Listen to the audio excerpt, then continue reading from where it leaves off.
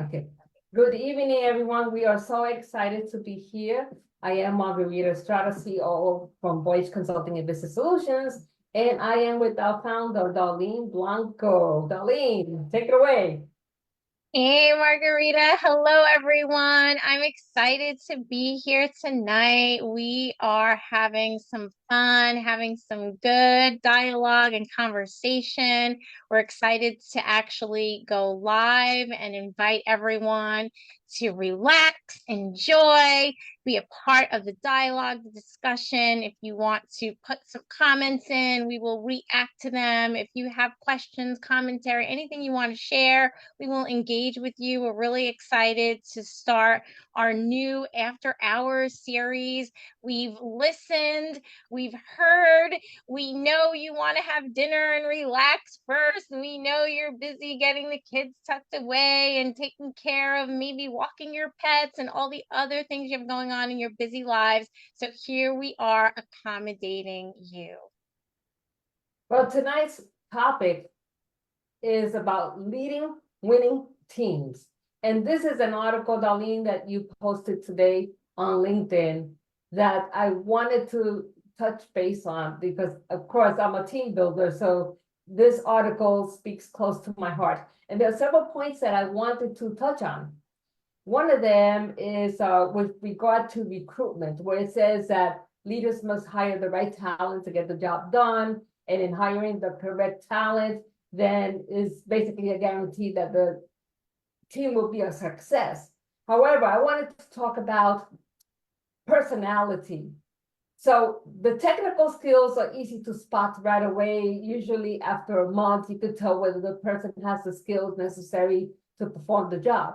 However, what is called the soft skills, those are the ones that tend to be a little difficult to determine and are only determined as time goes on. Would you agree, Darlene? Absolutely. I couldn't agree more. Soft skills are really essential to the whole way that an organization is going to function.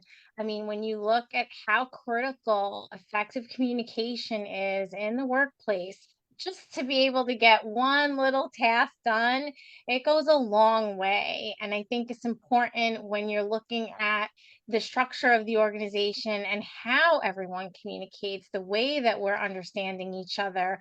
How good are our listening skills? I've Yes. always come back to that. Are we listening with intent? Are we listening to absorb and understand how we can offer support? Or are we listening just to react and quickly be able to have something to say back? I always say, I'm like, what? How did I mean, that happens all the time. We're all guilty. So I think that that's really important. So, Darlene, I wanted to touch on the listening part. Because, for example, there are situations where team leaders will hire somebody from the outside to come in to fill a position when they might have been a team member that already wanted that position, but never said anything about it. And so it creates a sense of friction that the team lead was not even aware, because it's important for team leaders to listen to their teams and to find out, well, which one of them has the potential to go to the next level to prevent that friction from happening. So, Laleen, have you ever dealt with that in the several positions that you have held? And how did you deal with situations like that? Yeah, thank you, Margarita. That's a great question. And one of the things I always think about is being in both of those sides of the coin. I mean, there have been times where I really wanted the position and maybe I got turned down. And there have been times where I'm hiring and I really need someone with a critical skill set to fulfill the needs of the project that we're supporting at that time or in the organization over the length of time that you look. Because when you're thinking about recruitment, you're also thinking about longevity.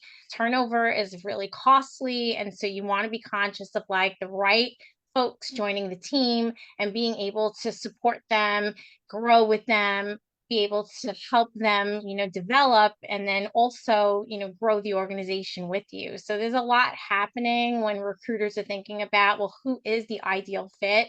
And when we think about soft skills, it's about their ability. And you and I, Margarita, we talk about this all the time. It's that candidate's ability to be able to advocate for themselves and speak to what their skills actually translate to. Can they get the job done? And from a recruiting standpoint, when you're looking at exterior talent versus interior talent, and you're looking at the folks that already sort of have a stigma to them, people in the organization already have, like they've already kind of developed like, okay, well, I know she's known for this and she's known for that. She's really great at this. When you bring in an outsider, it really does sort of shake things up. It Yeah. brings some fresh pair of eyes. It brings innovation. It also might upset, like you said, there might be folks that might be a little upset, they're wondering, hey, why didn't I get that job? And, I think about all these things and I always think about, well, you have to be conscious of, can the person that you're bringing in help develop that individual or a few of those individuals that might think they're ready for those leadership positions, but they really need someone to mentor them. So if you're bringing in someone who has a stellar skill set, who can really assist with those mentorship components and help develop your team and help them grow, then those folks can graduate on and they need to look at it as like, oh, okay, this person coming in obviously has quite a significant amount of expertise that I'm missing. So it's it's to my benefit to really learn from them. Let me see if I can figure out how to get on a few projects and align and see, well, how is it can I learn so that I can be in that position? I wasn't ready yet and it's not my turn yet. Yeah, so Darlene, I think it has to do a lot with transparency. I feel that if the team leader is transparent as they're leading their team and saying, hey, there may be a possibility of this opening coming up. If any of you feel that you're qualified for this position, please come and see me. If you need additional training, we are willing to give you that, right? As a sense of consideration for those that have worked for him or her already. But what happens is that sometimes team leaders are not transparent and they'll just bring somebody from the outside and the whole team is like, wait a minute, like what's going on here? Why were we not considered? And in fact, one of my friends went through that recently in Florida. She was part of a group of 5 people and someone was brought in out of the blue. And she's saying, like, wait a minute, what is going on here? Why was this person brought in when I had this experience as well? And she went to her team lead and told her, why wasn't I considered for this position when I feel that I deserved it because I did X amount of jobs? She showed the team lead all the work that she had done, the results that came as a result of her work. And guess what? She got the job. She got the job, and that person that was hired was sent somewhere else. So sometimes, like you were mentioning before, you have to advocate for yourself because how is your boss supposed to know that you wanted the position unless you advocate for yourself and say, okay, I'm interested in this position, I have the skills, and I have proven time and time again that I can perform the job. So it's all about transparency as well. Yeah, I agree. I couldn't agree more. And I think the more transparent you can be, the better off you are. I always make a joke. I'm like, I never tell a lie because I won't be able to remember it. So I might as well just tell everybody, like, blah, here it go, here, just like that. I think it's important. I think it's important. It also leads to your credibility as a leader. I think for me, it's important for everyone to know that I can be as supportive as possible and that they can count on me. And if they don't trust me, then they're not going to count on me. So that's important to me. I want folks to know that they can count on me. I'm going to help do the things that they need in order to help support their development because that's important as a leader. And you got to look out for your people. You got to look out for your team. You got to know what the deficits are. You need to figure out how you can make one person feel really great about themselves, also understand that even though they're doing a great job, there's always room for improvement, which is a difficult kind of, thing to communicate Yes. across, especially when people are doing their best. They don't want to hear about it. I'm like, oh, but there's still room for more, and keeping people motivated. It's Yes, so I wanted to read a line from your article. It says leaders set an example for everyone to follow, and their daily decisions influence employee behavior and impact the organization's culture. So I wanted to expand on that. Yes, they set the example, no doubt. So sometimes you have team leads that roll up their sleeves and get to work with their team. They know how to delegate, but they also know how to roll up their sleeves where necessary. Whereas sometimes you have team leads that delegate everything and are not willing to do their part to help their team. And as a result, there's a sense of isolation between team lead and members of the team. So I'd like you to expand on that as to, how can a person that is at a higher level than that team lead help that leader? So how can the person at a higher level than the team lead help the leader? Help that leader, yes. This game, And huh? what the one thing that always works for me, it's interesting because I stumbled into leadership really young. I mean, I was a leader and I was running a huge organization. I was a frontline manager at McDonald's at like 18. I had keys to the place. I was writing the schedule. I was making sure that we were passing our tests when the Department of Health was coming in. I was keeping inventory of all the things coming out. And when I think about all of that I had responsibility for at 18 years old, and it was like huge. And the one thing that always came to mind was I remember, and this is going to sound crazy, but it's so funny, it's true. I remember feeling really bad one day because I was like, oh, I hate when this woman comes by and she tells me I have to sweep because there would always be fries that would, and like, oh, Darlene, you have to sweep. And I'd be like, oh, she's gonna come and tell me. And then I'd be like, all right, I guess I'm gonna go sweep. And then, I didn't understand what was, I just understood it as like this is a task. And it's like when I first started, and I'm like, why is she doing this? And one day, she came over to me and she said, hey, listen, I realize whenever I ask you about, picking up the broom to get a sweep, that you get like kind of upset or whatever. She goes, I feel like we should maybe talk about it, and I want you to understand what's going on. And I says, oh, this is so strange. I'm like, she wants to talk to me about this whole broom situation. But she took me in her office, Margarita. She literally had like a 3-minute dialogue with me. I'm like, kid, I really don't know much about, the business world or how things work. And she explained to me how, like, oh, the Department of Health comes in, here are the things that we're responsible for. And she started kind of educating me on, oh, there's laws, Yeah, she there's became a mentor. okay, She became a mentor. Exactly. exactly. And when Yeah. they take when they take that leadership role and they start educating you instead of, saying, oh, you're not keeping your floor clear enough, or, because now I understood in a whole different way. For me as a young manager, like a young rising star soon, I knew that, like, wow, I'm responsible in case like someone walks in, we have to make sure that we have a really good report. We're keeping a clean restaurant. Wow, the sanitary conditions, people get sick. There's all these other things that are happening. It wasn't about being told to go, sweep them up, That's right. and That's that was powerful at a very young age. So right. I think that meant a lot for me as a leader now.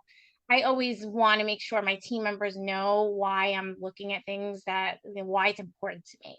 And And I always say, like, oh, let's talk about it. I want you to understand why these things are important to me. yeah, those high school jobs teach a lot. They do, because they are the foundation of what happens to you later, right? So if you work at McDonald's, if you're a young kid listening out there and you're working at McDonald's, or you're working in retail in a store, or you're working at Walmart, all of those jobs are teaching you to be leaders and to be builders and to grow to be CEOs one day. You never know where you're going to go, right? So don't be afraid to just go for it and go for those jobs little by little as you go. You may end up being the manager of a store. You may end up being a regional manager. You can grow so much within that whole experience. So there's another point in your article that I wanted to discuss, right? It says, which this really, I said, wow. It says, high performance teams are assembled with great care, considering how to maximize each person's strengths and how their weaknesses can be covered by someone else on the team. So what I found interesting about this is the fact that just because one person in the team is weak in a certain area does not mean it doesn't mean that they're not qualified for that job, right? And this is why you have a team where one is weak, the other one is strong, and together 180 to 360, they make the team. Love that. I love that. I love that. And I think about this all the time. And for me, it's all about talent on the bench. Talent on the bench. When I was really young, I always played on sports teams, loved basketball, ran track, always been an athlete. So when I think about the talent on the bench, I'm thinking, who do I have on my team? What do they know? What are they great at? What do they need a little help with? And how can we all help each other grow? Where are some of the co-mentoring relationships that can happen? Because as you know, as being part of the mentor process, you go Yeah. into it thinking you're teaching someone something, and it's that you learned a whole lot you thought you were going into that experience. So I always think about how we can build stronger teams by making sure that those gaps can sort of organically fill. And then, like you said before, is the personality there? Is the charisma? Is the chemistry there? Do we have a culture where the employees feel comfortable enough to say, "Oh, hey, Margarita, I know you're really great at social media. Can you teach me a couple things or two when you have some downtime? I'd really love to learn how you put that post up." And when you have that synergy happening and it's organic, it's really powerful because now before you know it, you'll go back to those development plans a year later, and what some of those weaknesses will now somewhere have been lifted, and they won't be as outliers as they originally were for those people. Absolutely, absolutely. And now we get to this one I love what you wrote. Leaders must ensure that team members are aligned in their vision, have clarity about their goals, and understand how success will be measured. I like to add to that team members must see themselves in that vision. And I like to cite two stories from the Bible. The first story is the story of Abraham. When God told Abraham that he was going to be the father of generations, Abraham could not understand because his wife Sarah, of course, was almost, I don't know, 80, 90 years old. She was older. And he basically laughed at God. So God told him, go look outside, look at the stars. Your generations will be as big as the stars you see in the sky. So he gave him a vision of what he was going to achieve generation to generation. The other one, of course, which everybody loves, is the story of Joseph. So Joseph, when he was younger, had a vision that he was going to be king. And so his brothers got jealous, threw him in a ditch, and they forgot about him. His father thought that he was dead. So years later, fast forward, Joseph becomes the right hand of Pharaoh, and as a result, saves his family. The family shows up to Egypt, and of course, there's huge starvation, and he saves his family. And of course, the story goes deeper into how he made his brothers suffer a little before he revealed who he really was, right? But the whole point is that sometimes you are given the vision, right? But you have to make your team see the vision as well. They have to see themselves. In the case of Joseph, his brothers got jealous of him as opposed to realizing that his vision would help the whole family. Right? So sometimes, when the vision is given to you and you're a team lead, you have to make your team see the vision that you have and to understand that they are a part of that vision. Absolutely. They have to be a part of it because if it's one thing I've learned throughout the years is you need to have people supporting your vision because if they're not supporting your vision, then it's really not going to be as big as you'd like it to be. And if you believe in something and you're passionate around something, you want people to be screaming it through the rooftops. And you want more than one or two people. You want lots of people to be screaming it through the rooftops. So that really means that you have to bring yourself to a really vulnerable place. You have to share your trade secrets. You have to let people in on the powerful journey, and you have to, bring everybody along with you. And, you said something, Margarita, that I want to touch on because I think vulnerability is really important. And I think as the leadership realm is changing and as information is becoming more accessible and as trust having, more trust building between those relationships has to be built, I think a lot more emphasis on how, delicately we manage those relationships is important. And I think, we're going to need just as much education in how to use communication in the right way, how we treat each other, because you don't want to have, and I've had this happen on a couple of teams where, people might feel a certain way if, their project didn't get picked and someone else's did. And, it does become a jealousy thing. It's a competitive environment. And, I was in sales for years and I've seen people be best friends. And next thing you know, the books come out and you're like, what's going on? I thought you were like buddies. But I just feel like, no matter what, you want to have a culture where you can still cheer for your friends, even if they are taking that step up and you're not the one who's winning, because you're still winning, because they're still going to recognize you as part of that process, and I think that's important.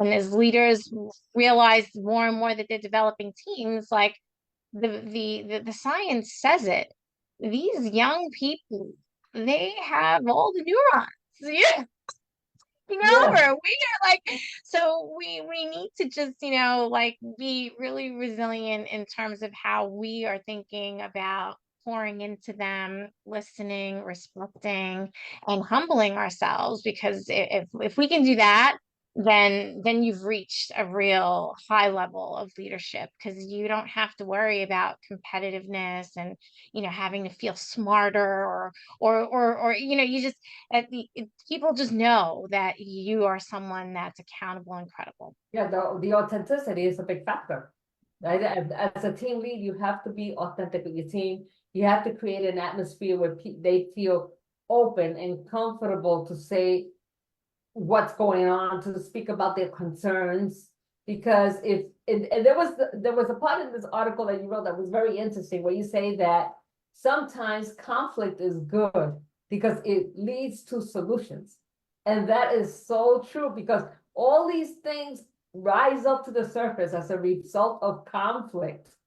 But if you're able to get through those conflicts and you can say, hey, there may be an idea here that maybe we can implement that may take this project to a higher level. So conflict is not always bad. Conflict can actually be good so long as there is respect. And that's the key. Because sometimes when people get into conflict, they become disrespectful, they name call, they try to bring the other person down, and that's not going to solve anything. But if you say something like, okay, I feel that this can solve the issue, and this I feel will be the result of it, as opposed to, I don't think that you may have a good idea at all. I think your idea is horrible, and no, state your idea and see and show why your idea is a good idea. And then welcome other ideas, as opposed to insulting the other person and saying, oh, that's not a good idea. Why not? I've been in teams where that has happened. Oh, that's not a good idea. And then they have an attitude, and before you know it, nothing gets resolved. You know what, Margarita? I want to jump in on that point there because one thing I also noticed in leadership is that not everybody at the table might agree with that idea, but they'll do it because that person has such a strong personality that they just don't want to go against it. Yes. Oh, yes. Yes. Yes. yes, that And I that is, and I touch on that because I feel like, I've been in that situation before where as a junior, like leader coming up in the ranks, just I'm lucky I'm in the at this point. I'm like, I'm just gonna hold on to the bottom of the chair really tight because I don't want them to take it from me because I made it here. I'm like thinking to myself, I'm like, yeah, I don't agree with that. I am not saying a thing. It just yeah, because the fear backlash, right? You're afraid that you may lose your job, that you may lose opportunities to go further. And I always say that if that's what's happening in your job, if that's the case, it's time to go. It's time to unless you were like me, brand new, and I just didn't know what to do in the room. no, I mean when you're starting your career, so because I feel that when you're starting your career, you're green in the ears, like they say, right? And you really don't know how to manipulate the corporate world and what's going on. But if you have to feel constricted, if you have to feel that your ideas are not respected and they're not valued, well, first you try to find an advocate, right? Ideally, you could find an advocate within the same company that perhaps can somehow help or mediate. Ideally, that's the way you would go. But if you can't find that advocate that works in your favor and your ideas keep on being stricken and stricken and stricken, Yeah, it's squashing your spirit. And it then, okay, does. and you may be making the biggest money in the world, but if you feel constricted, it's time to take a hike or maybe start your own business. And because maybe it's not going to work, you have the idea. I always say, if it doesn't exist, create it. This is so true. And I want to say that on the topic of finding those advocates, sometimes you are your advocate. And I've had to learn that because I want to bring this topic out. We need people to support us and be advocates for us, but at the same Yes. time, we also have to be our number one advocate because what I noticed that is sometimes I'm looking for the approval and I'm looking for the support and I'm looking for all these people to tell. And then I'm thinking to myself, why in the world am I letting my whole entire self be dominated or be led, in a sense, by the thoughts of others that, quite frankly, Yes. they may not even be even qualified to even be judging me in that light. And so it becomes like this, like as I'm looking for advocates, I'm being picky, and I'm saying to myself, maybe you're right, Margarita, maybe they are not even existing within my organization and I've outgrown it and it's time to move on because you want to feel safe, you want to feel comfortable, and you want to know that there are folks that are supporting you, and that's Yeah, important too. because you know what happens is sometimes if we depend all the time on other people's approval, oh, what do they think? What do they think? They're talking from their own lens, Yeah. right? They're seeing the world from their own lens, but they're not seeing it from your lens. And unless they care enough to find out about, what is your background? What have you been through? What are your qualifications? Why do you think the way you think? That's emotional diversity, which I delivered a talk last night about emotional diversity. The difference between emotional intelligence and emotional diversity. You have to have emotional diversity first before you implement emotional intelligence, right? So emotional diversity involves getting to know people at the heart, getting to know your team at the heart, getting to know their potential, who they are, what they're about, why they think the way they think. And when team leaders care about emotional diversity of their team, it goes further as opposed to a team lead who just cares about, okay, let's get the work done. This is true. And Yeah. this is why I'm always looking for special projects. Oh, Oh, just a minute. Mario's coming in. He's dropping in. Okay. Oh, he's dropping in. Admit him. Yeah, I we just can had let him in. Maybe. Who's that guy? Did he come in already? He said. All right. He's gonna get all the questions. Oh, okay. So is he on already? Is he on? Is Mario on? I'm here. Greetings. Oh, hi, hi. So Mario, we were talking about the importance of emotional diversity, which is a topic that I spoke about yesterday, where, you know, the emotional diversity, if you're a team lead, you get to know and understand who your team is, what they're about, what is their contribution, why they feel the way they feel based on culture. So there's a lot to do when you're leading a team, and emotional diversity comes first and is at the foundation of emotional intelligence. And we were talking about the importance of team leads being transparent with their team members. Because sometimes what happens is that if they're not transparent, and let's say they bring somebody from the outside in, and suddenly, you know, they work as opposed to, let's say, promoting from within, they tend to bring somebody else. And sometimes there's a bit of conflict as a result of that. So Mario, would you like to touch a little bit on that now that you're here with us? Wow. Let me step back and say it is amazing to spend time with you and just join in and get thrown right into the mix. Oh my goodness. There was a lot to unpack there. When you're a team lead leading diverse teams, high productive teams, there's a lot to consider. And considering what each individual can contribute and what makes them and allows them to be successful in that construct, right? You have to consider who they are as people, as individuals, as contributors. And you have to create an environment where they can all be successful. And it is truly challenging. And that involves just knowing what each individual can bring to the table, what inspires them, what motivates them, what encourages them. And I think it is critical that we set a culture. Culture allows people to then know that what I bring to the table in my authentic self is the values of that team, collaboration, engagement, things like that make people feel successful in that environment. So I think as a team leader, you have to create that type of environment where people can be successful, feel that they can be. People spend 8 hours a day or more at work, so they can bring their authentic selves and all of their hopes, aspirations, and dreams to that role. And that is, as a team leader, you have to be able to provide that type of environment if you want your team to be successful. So you have to have what you identified, that ability to be emotionally diverse and bring diversity to that in order to allow people to be successful. So wow, that's a lot. There's a lot to still unpack in that, and that is just scratching the surface. That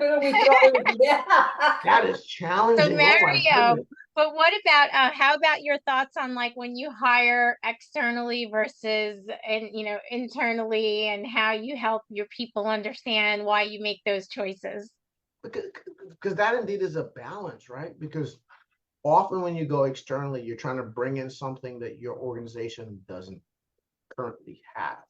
Because what you've already done over that time is based on the culture where your organization is at that time. But it's often good to bring someone who has been with another organization that may have something that can contribute to make that team better, that specific team better, whether it's a certain type of, maybe a client focus, whether it is a customer focus or something. Well, what you want to be careful of is that that person doesn't bring other baggage from that other team that can then disrupt what you already built in that culture. Because I'm not saying what your existing culture has is not all. There's something that may be additive that you can add, but you don't want it to tarnish the existing culture. So what fresh ideas can they bring that will allow? What fresh ideas can they bring that will allow that team to be successful? But that person has to be able to bring it in such a way, knowing that they're coming into a new culture that doesn't disrupt the existing culture and becomes additive. So you have to be careful when bringing in someone new into your organization that they can fit in within the existing culture, but be a complement make sure that everybody else still gets better within the culture. So it's a tricky thing because often I'd like to look within my organization to find people who are strong or capable, who can bring that additional element. But sometimes you may have to go outside in order to find that element that you're looking for, and in order to spark that level of achievement in your existing team.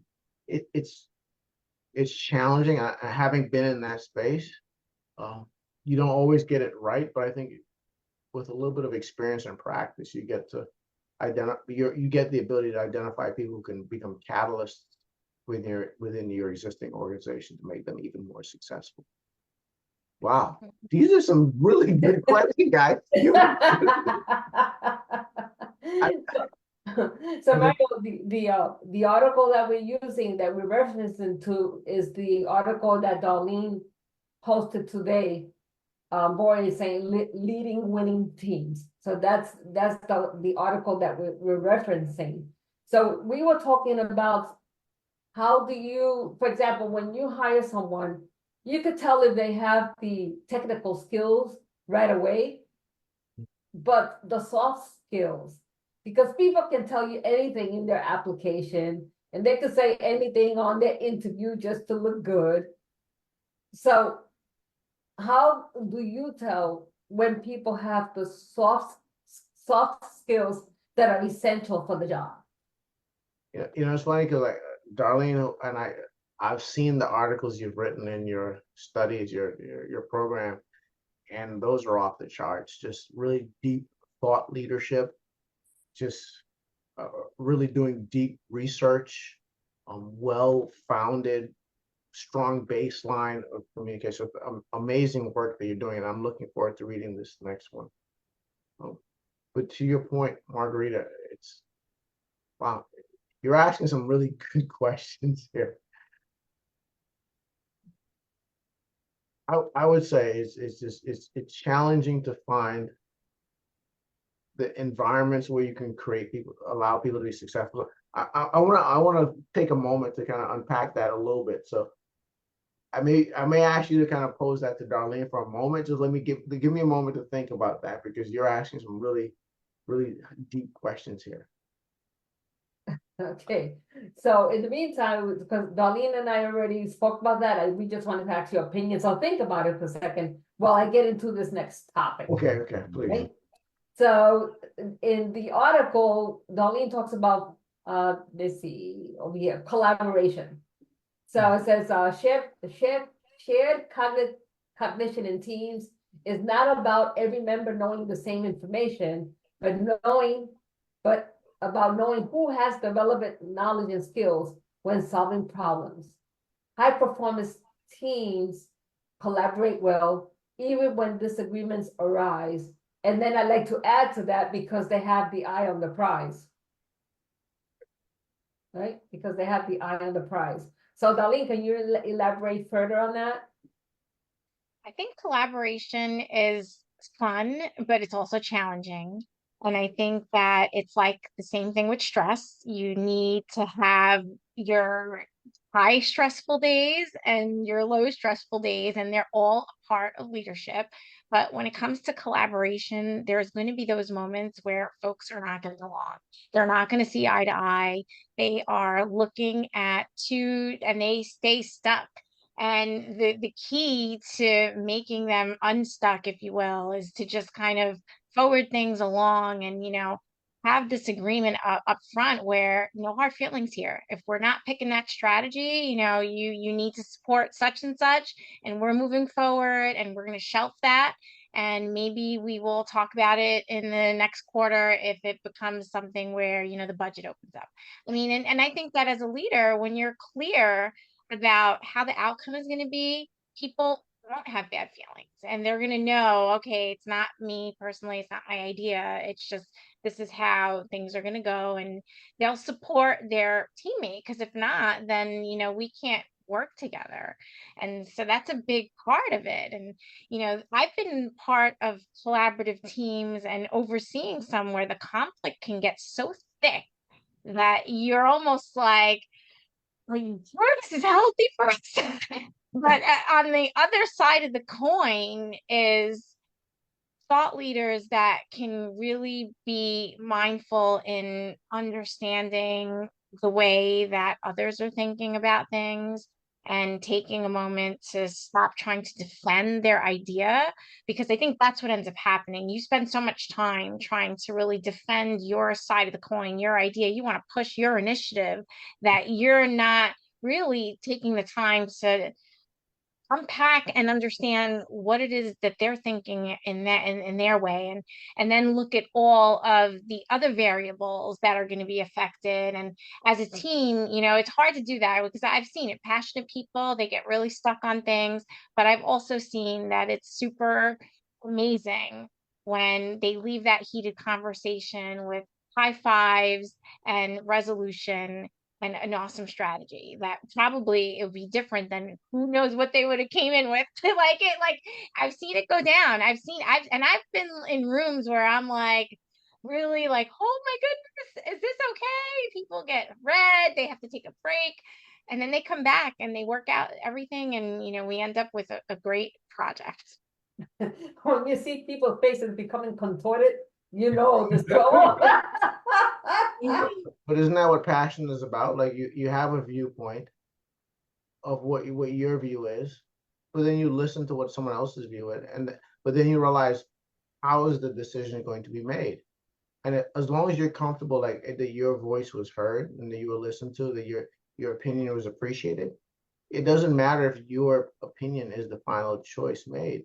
But then at that point, when you realize that, okay, maybe another viewpoint was the viewpoint that management or whoever else who's making the final call takes, then you realize now it's my turn as a key contributor to that team. Now I get to be champion that the final decision, and I'm in alignment with that decision. But that's what teamwork is truly about. Because sometimes your viewpoint will be the one that wins. Other times someone else's will be that one. And if you can set that culture where truly the best idea wins, truly the best idea wins. And even if it's not your idea, like and even like subsequently we try that initial idea, and let's say we determine going down that path that there's another way, and that next way may have been your way, but you still react in a way, hey, we tried that way. I know this was my original idea, but we're doing it because we're a team, and we go down that pathway, and that is eventually successful, and you get acknowledged for it. That's culture. It's really about just how do I become a really good team player, and I think that's what your research will show, darling. So Yeah. I'm loving it. I'm loving the great work on building teams. I think it's important to value people. And that's what I'm really learning more about anything else, of how recognition and how to support people. Because what I've realized is if you treat people with dignity and respect, and you really are wholeheartedly embracing them, all of them, and helping them achieve the things that they want to achieve, they're going to be so grateful to you, and they're going to come through for you on any day of the week, and they will do great work for you. When people surprise me, and I want to be like that leader, I never want to be, I'm that leader. And I remind myself every day, like, who am I helping today? How are they getting this done? And some of the things, I scratch my head. I'm like, I don't know, yeah. but there will be a plan. And the important thing too is to always watch for the person that's draining the team, right? There's always one person in the team who's an energy drainer. Yeah. And you really have to watch out for those energy drainers, because when you have 5 people and 4 of them are with you, but the other one is an energy drainer, that is like they say, one bad apple could spoil the whole bunch. So you really have to be aware of those bad apples and nip it in the bud. Like, don't wait until the problem escalates before it becomes a problem. Wouldn't you agree, Mario? That's why you don't always have to wait for a consensus for a decision. And as a leader, you're empowered to make that decision. You don't need to have 100% agreement to make alignment. I mean, I think I heard somewhere say the difference between management, like management often has like this much information around a hard decision, and then they go far. Often where leadership is where they have this much information, but then they make the hard, wide decision and they go forward. Sometimes you don't need every detail and for everyone in alignment for you to move forward. But what leadership does is that, I may have had that little bit of information, but further down that path, now I have more information than I'm still enabled to pivot, move in different directions. So, but it's really about it's about your leadership, your ability to lead that allows people to still follow you. Of course, you've made sound decisions, but having the support of the people around you is what's critical. And I think that's a little bit more of a personality issue. Your ability to champion the fairness, and help people move with conviction. It's challenging. It's really challenging because true leaders, they don't need all of the facts. They just need to have enough of the facts that they can move the team forward, and the team will follow them with conviction. I couldn't agree more. And the one thing I want to, kind of close us with a challenge, because I do have a part 2 to that article that will be coming out in a couple weeks or another week. Part 2 of that article, but you mentioned challenge, Mario, and as I'm thinking about my leadership and being very vulnerable, the thing that I feel most challenged with, that I would always look for the most advice on, is I really want to support everyone. I want people to grow. I want to see them thrive. What happens when you've reached your leadership capacity in terms of being able to help someone? And how do you know when, do you give up? Do you say, okay, I think, I have to probably maybe recommend that you don't work here, or like that you should, these are tough conversations. And I see this frequently coming up in some of the coaching dialogues that I'm having. And I never ever give, opinion or advice in that sense, because it's all about them finding themselves. But as I'm thinking to myself, as a leader, I'm really like that person who I don't give up on people. And I don't know at some point how much that can be a hindrance to me, because if you continue to let mediocrity be on your team and you continue to let bad behavior be on your team, it affects, like you said, the other animals, right? And so I think that that's something I want to leave us with as we're thinking about the second piece of this discussion that will come out, because that's one where I really want some support and help there, because I think that that's something that I struggle with, is being a little bit more stern and knowing when I have to say, hey, I have to throw in the towel. This isn't going to work. It's interesting because I say it because every time I've been in that situation, it's always been a sort of a company decision that you can hide behind, right?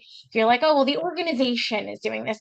And so now I'm like, oh, it's not, it's actually me. Like, this is my business now. It's me thinking about, wow, dude, can I have this dead weight on the team? Does it really hurt my brand?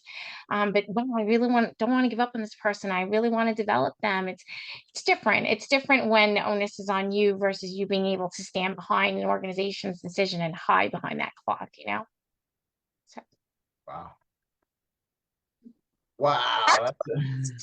Article 2. So that's coming soon, but I really want us to dig deep on really cool topics that I think are, people know about. And I have to, but Charlie, that's real. I mean, that's real talk right there. That's wow.